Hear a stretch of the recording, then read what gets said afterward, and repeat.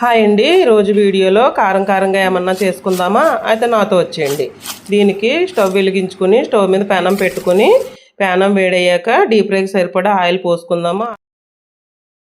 అండి మా అక్క చిప్స్ ఈ బజార్లో అన్ని కొట్టుల్లోనే ఈజీగా దొరికేస్తాయి. దీనికి నేను 2 కప్పులు అయితే తీసుకున్నానండి. ఆయిల్ బాగా వేడెక్కిన తర్వాత ఇగో చిప్స్ వేసుకుని ఇలాగ వేయించుకుని తీసుకుందాము.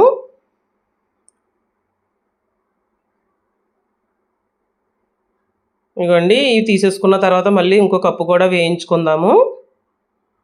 ఇవి కూడా వేగిన తర్వాత తీసేసుకుందామండి. ఈ విధంగా తీసుకున్న తర్వాత అదే ఆయిల్లో ఒక అరకప్పు పల్లీలు అయితే వేయించుకొని తీసుకుందాము. ఈ పల్లీలు వేసినప్పుడు మాత్రం మంట సిమ్లోనే ఉండాలండి, ఎందుకంటే పైన కలర్ వచ్చేసి లోపల పచ్చి ఉండిపోద్ది. అందుకని సిమ్లో పెట్టి వేయించుకుందాము. అందులోనే 2 స్పూన్లు జీడిపప్పు అయితే వేయించుకుందామండి. జీడిపప్పు కొంచెం వేగిన తర్వాత తీసేసుకుందాము.